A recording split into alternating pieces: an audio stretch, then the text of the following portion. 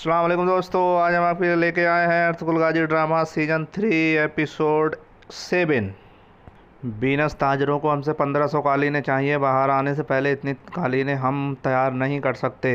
चाबदार कबीले के सरदार अर्तुगरुल साहब को ये पेशकश करते हैं, लेकिन दोनों कबीलों की हुनरमंद खवातीन एक हो जाएं तो हम ये पूरा कर सकते हैं। ओराल कहता है, हुजूर आप ये क्या कह रहे हैं? हमारी दोस्ती की अलामत के लिए मैं काई को काम की पेशकश करता हूँ। शाबदार कहते हैं कि मैंने अपनी पेशकश बता दी, लेकिन अहम ये नहीं मैंने क्या कहा, अहम ये है कि अर्तुगरुल साहब क्या कहते हैं। अर्तुगरुल साहब कहते हैं, जानदार साहब सबसे पहले तो इस पेशकश ने हमें बहुत इज्जत दी। हमारा हमेशा से ये ऐलान रहा है कि हमारी रोज़ की रोटी अल्लाह ताला की तरफ से आती है और जो उसका वसीला बनते हैं हम उसके शुक्रगुजार हैं। आपकी इस पेशकश का जवाब देने से पहले मैं अपने घर वालों से मशवरा करना चाहता हूँ, क्योंकि मेरे फ़ैसलों में उनका अमल दखल होगा। चाबदार साहब कहते हैं, आप ठीक कह रहे हैं अर्तुगरुल साहब। हमारी कबीले की ये रिवायत है कि मर्दों का औरतों से मशवरा रखने का पास रखा जाएगा। अरसलान इस बात को यकीनी बनाएं कि अर्तुगरुल साहब उनके घर वालों की मेहमानी में कोई कमी ना रह जाए। सोचकर जवाब दें अर्तुगरुल साहब। इधर सीमोन के पास एक कमांडर आता है। वो कहता है, मुझे पता चला है कि जानदार साहब ने अर्तुगरुल को दावत दी है और तकरीब की सारी तैयारियाँ मुकम्मल हैं। वो कहते हैं कि चलो मैं आ रहा हूँ। सीमोन कहता है, जानदार एक बूढ़ा शख्स है, उसे पता चल गया है कि अर्तुगरुल के सिपाहियों पर हमला करने वाला ओराल है। वो इस तनाजात को ख़त्म करना चाहता है। हम बहुत जल्दी ये सुनेंगे। इधर अर्तुगरुल साहब से हाइमा खातून कहती हैं कि हमारे लिए पेशकश अल्लाह का बहुत बड़ी नेमत है, लेकिन मुझे ये तजस्सुस है कि उन्होंने हमें ये पेशकश क्यों दी। अर्तुगरुल साहब कहते हैं, अम्मी जान इस पेशकश से धोखा मत खाएं। उन्होंने हमें ये पेशकश जानकर नहीं दी। ये हमारे सिपाहियों के खून की कीमत है। बेटा, किस खून की कीमत की बात कर रहे हो? दोनों कबीलों के बीच कोई तनाज़ा है?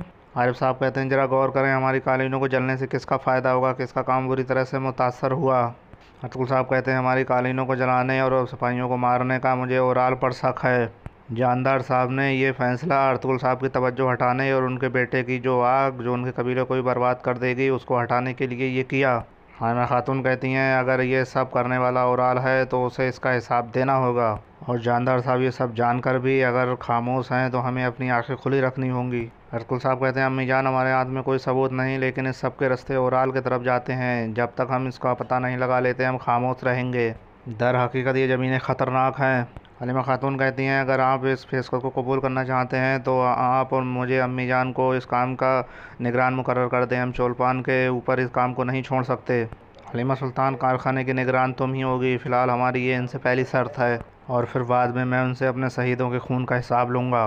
इधर ओराल कहता है, बाबा जो हमारा रिजक है आपने उस सर्कस को उसमें हिस्सेदार बना दिया है। चाबदार कहते हैं कि चाबदार कबीला इस हद तक अपने दुश्मन बढ़ा के नहीं बल्कि कम करके पहुंचा है।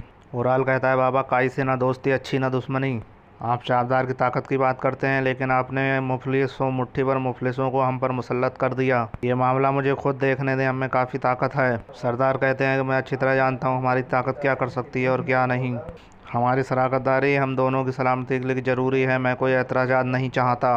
आलियार, तुम इस कारोबारी सौदे की क़यादत करोगे और ओराल तुम्हारी मदद करेगा। जो आपका हुक्म हुजूर। इधर अरसलान पूछती है कि भाई बाबा ने शराकतदारी में इतनी जल्दी क्यों की?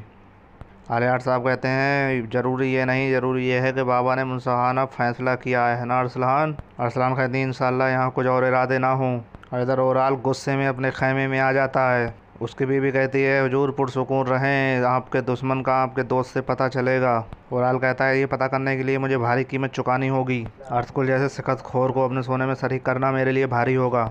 आपको पता है, लेकिन इससे भी बुरा क्या है, चाहे कोई भी हालात हो जाए, मैंने अपने बाबा को इतना खौफजदा कभी नहीं देखा। वो कहती है, वो इतने खौफजदा क्यों हैं? ओराल कहता है, जंग और खून बहाने से। एक शख्स जिससे हर कोई कांपता था, अब उसे ये नहीं पता कि खौफ के साथ क्या करना है। वो कहती है, लेकिन हम इस शराकतदारी को कैसे रोक सकते हैं? ओराल कहता है, सीमोन ऐसे बागियों को खतरा समझता है। जब उसे पता चलेगा कि अर्तुगरुल इसमें शराकतदार है तो वो इस पेशकश को मना कर देगा और अर्तुगरुल साहब को बाहर निकाल देगा और वो कारखाने के लिए जगह नहीं देगा और वो मेरा इंतखाब करेगा। इधर सीमोन अपने टेम्पर सूरमाओं के साथ एक मजलिस करता है और कहता है कि पैतरोचों ने हमारे लिए काफ़ी अहम मालूमात छोड़ी हैं जो अर्तुगरुल के बारे में हैं, लेकिन बात सिर्फ इतनी नहीं, हमें इस किताब को मुकम्मल करना है। लेकिन हमें ये नहीं मालूम कि अर्तुगरुल सुल्तान के लिए काम करता है कि नहीं, और क्या वो इन सरजमीनों पर सुल्तान का जासूस बन के आया है कि नहीं। कल हमें यह सब पता चल जाएगा। पैगाम रसा तरस्तान, मेरे पास आओ। अब तुम हमारे बीच एक सूरमा की तरह काम करने वाले हो। अब तुम्हें अर्तुगरुल किस्ती के खात्मे के लिए अगर जरूरत पड़ी तो खुद को कुर्बान करना है। अब तुम्हें सामने आना पड़ेगा। जब तुम मदेली रवाना हो गए तो वो तुम्हारे पीछे आएगा और तुम्हें पकड़ के तुमसे पूछेगा कि मैं कौन हूँ, और हम अर्तुगरुल के लिए एक जाल बिछाएंगे। सूरमा के तौर पर पहरे फरज में फिलिप तुम्हारे साथ होगा। इधर खैमे में आरिफ साहब कहते हैं, लेकिन हुजूर वो कारखाना अपने कबीले में रखना चाहेंगे, लेकिन इसके दरमियानी रास्ता में निकालना होगा। अर्तुगरुल साहब कहते हैं, रास्ता साफ़ है सबसे, इसके लिए महफूज जगह हानली बाज़ार है, और सिर्फ इस काम के लिए नहीं, हानली बाज़ार बदअमानियों का गढ़ है। जब तक अंदर दाखिल नहीं होंगे तब तक हमें पता नहीं चलेगा।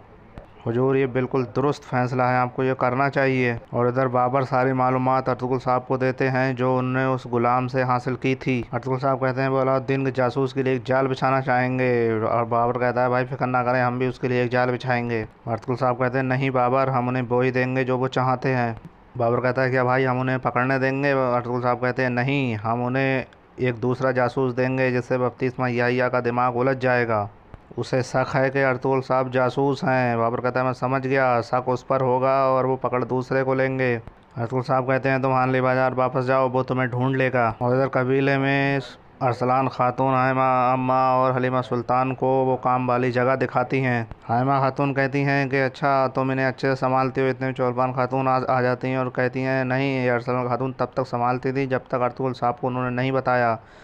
अरसलान खातून कहती हैं चौलपान अपने शब्दों का इस्तेमाल जानबूझकर ऐसी जगह नहीं करो जहां हमारे मेहमान हों। हाइमा अम्मा कहती हैं क्या बात है मुझे बताओ। चौलपान कहती हैं अरसलान ने अर्तुगरुल साहब को बता दिया था कि कैसे मेरे शौहर बीनस से एक मुआहदा तय पाया था, और अर्तुगरुल साहब ने बेहतर पेशकश करके अपनी कालीनें बेच दी। अरसलान खातून कहती हैं चौलपान खातून इसे तिजारत कहते हैं, इसके लिए महारत चाहिए होती है जो कि ओराल में नहीं थी। इधर आलियार साहब अर्तुगरुल साहब से बात करते हैं कि सरजमीन पर खून ही खून है साहब, लेकिन मैं इसे अपनी जुस्तजू से जारी रखता हूँ। फिर मस्क के मैदान में ओराल एक सिपाही पर जानबूझ के तसद्दुद करता है, और फिर अर्तुगरुल साहब आते हैं और कहते हैं ओराल ये क्या तरीका है मस्क करने का। ओराल कहता है ये बहुत ख़तरनाक ज़मीनें हैं अर्तुगरुल साहब, या तो तुम भेड़ियों और परिंदों की खुराक बनोगे या तुम्हें बहुत अच्छी तरबियत की ज़रूरत है। अर्तुगरुल साहब कहते हैं लेकिन ओराल साहब आपको मस्कों के दौरान रहमदिल होना चाहिए। वो कहता है जंग में रहमदिली कहाँ से आ गई, वरना एक दुश्मन की तलवार आपकी पीठ में उस वक्त हो गई जब आपको गुमान भी ना हो। अर्तुगरुल साहब कहते हैं फिर तो दोस्त बनाने की कोशिश करें। ओराल कहता है आजकल जब आपको अपने भाई पर भरोसा ना हो तो दोस्त की क्या वैल्यू है,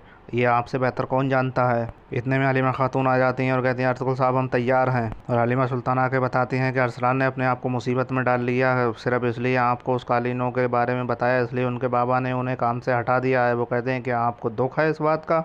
नहीं हुजूर, मैं उसका शुक्रगुजार हूँ, उसका शुक्रिया जो हमने अपनी कालीनें बेची। अर्तुगरुल साहब कहते हैं फिर इसमें परेशानी की कोई बात नहीं, तुम्हारे साथ बातचीत करने का उनके पास बेतहासा वक्त होगा। और इधर हानली बाज़ार में बाबर आता है और उससे एक शख्स टकरा जाता है, बाबर को वो पैर से गिरा देता है और वो कहता है खुशक गोश्त के एक टुकड़े के लिए तुम्हें बच्चे का पीछा करते शर्म नहीं आई? वो कहता है इस पर मैं तब यकीन करूँ ना जब मैं तुम्हें जानता ना हूँ, वो चोर था। वो कहता है मैंने कहा ना था तुम्हारी ये भूख एक दिन मुसीबत बनेगी अल्लाह की रीछ। और रोसान बाबर को एक जगह खुफिया बागार में ले जाता है। बाबर कहता है भाई तुम्हारा काम कैसा चल रहा है, तुम एक से दो आगचे कमा लेते हो? वो कहता है नहीं भाई, हमें जो मिल जाता है हम खा लेते हैं। वो कहता है खुशकिस्मती से अर्तुगरुल साहब ने हमारी कालीनें बेच दी। रोशन कहता है भाई मुझे पता है, मुझे पता है, मुझे सब पता है, मैं हर वक्त अर्तुगरुल साहब के साथ राब्ते में रहता हूँ। इधर नूरगुल साहब से मारिया कहती है जब मेरे अंदर दर्द की टीस उठती है तो मैं खिड़की के साथ उफक को देखती हूँ, जैसे दूर से घोड़ा आएगा और मुझे यहाँ से ले जाएगा। दरअसल वो नूरगुल को अपने झांसे में फंसाने की कोशिश करती है। नूरगुल साहब कहते हैं मैं उफक को घूरता हूँ लेकिन अपना मुझे सिर्फ तल्ख अंजाम नजर आता है। नूरगुल कहते हैं आज के बाद चाहे ये डरावना ख्वाब ही क्यों ना हो, मैं सिर्फ अपने ख्वाब देखूंगा। मारिया कहती है अगर ऐसा है तो मैं तुम्हें अपने ख्वाब दिखा सकती हूँ। और तभी बाबर अंदर आ जाता है और कहता है मेरे भाई क्या मैं अंदर आ सकता हूँ? वो कहता है तुम यहाँ क्या लेने आए हो? वो कहता है मेरे भाई तुम्हें क्या हो गया, क्या तुम्हें काफिरों की तलवार ने तुम्हारी रूह को चीर दिया है?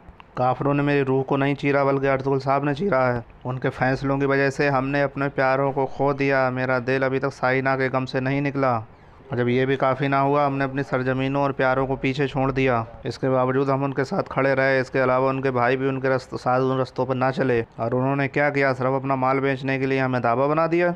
और उनकी जंगी कोताहियाँ काबिल ना हुई तो उन्होंने अपनी तिजारत को बढ़ाने के लिए हमारी ज़िंदगियाँ आग में धकेल दी। मेरी नज़र में अर्तुगरुल साहब ना ही एक अच्छे ताजिर हैं ना ही एक अच्छे जंगजू।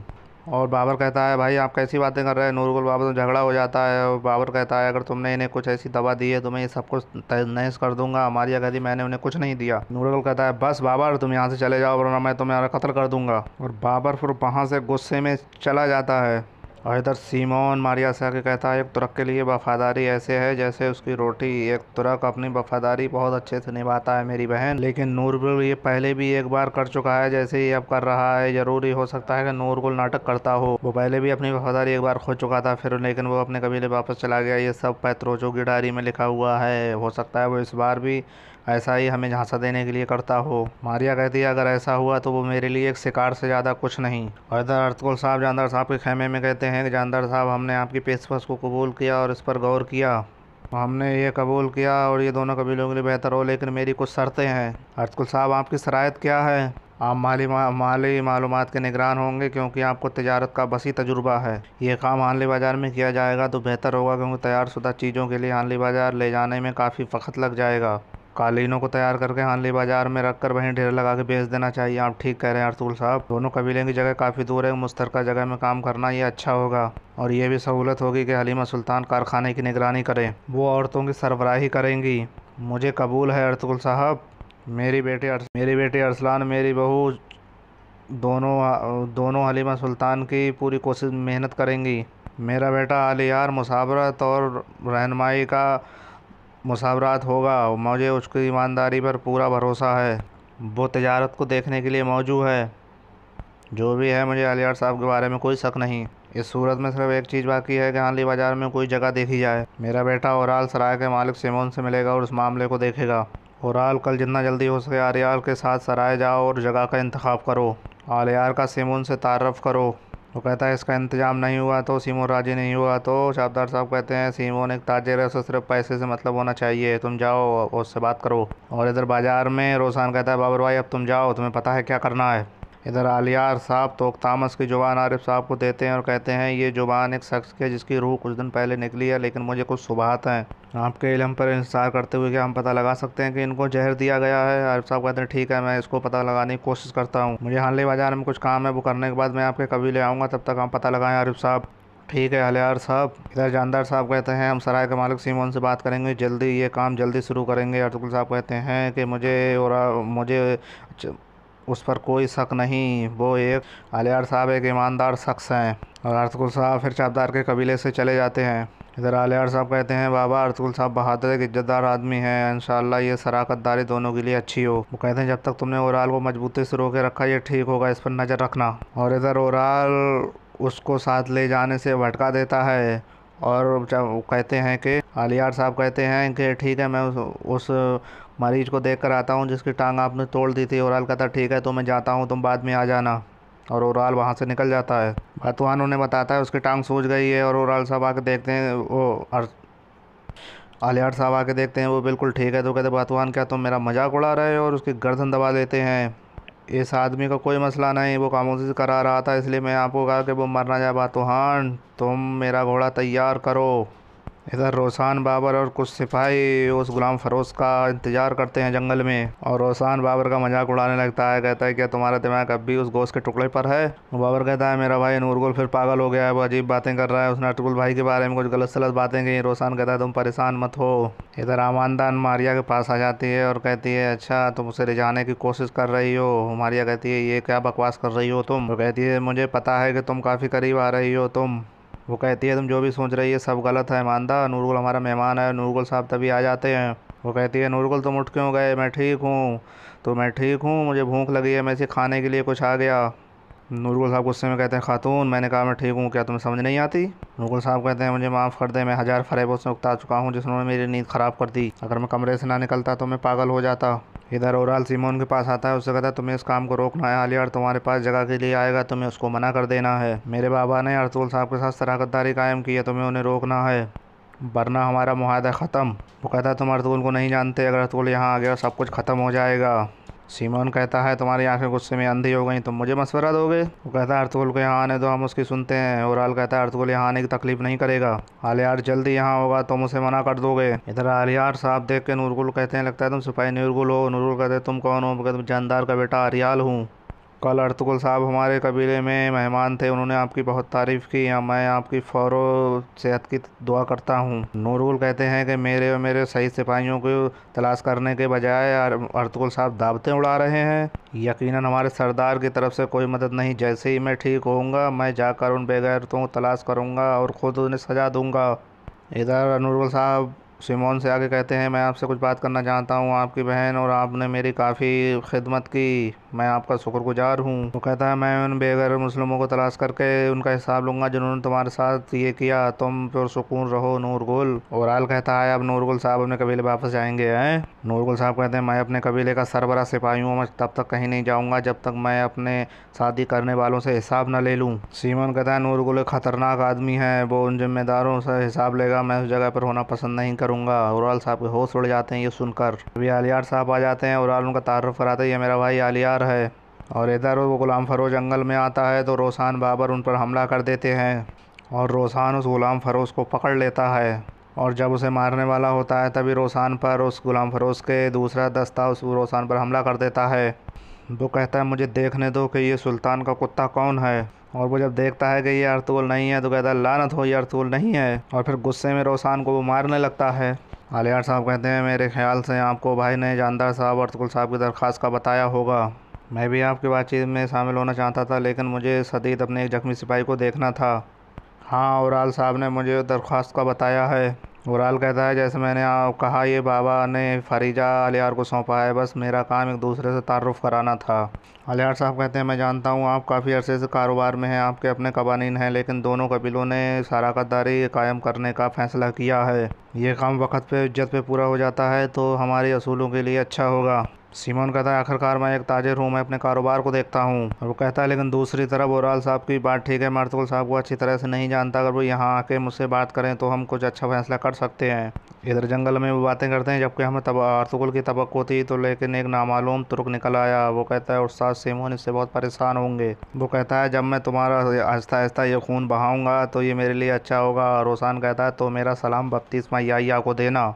वो रोसान के गले पे खंजर रख देता है और कहता है, तुम बपतिस्मा याहिया को कैसे जानते हो। रोसान कहता है, उससे कहना कि बहुत जल्दी उसका सर मेरे हाथों में होगा और बाजार तुम जैसे कुत्तों की बदबूदार बन जाएगी, कबर बन जाओगी।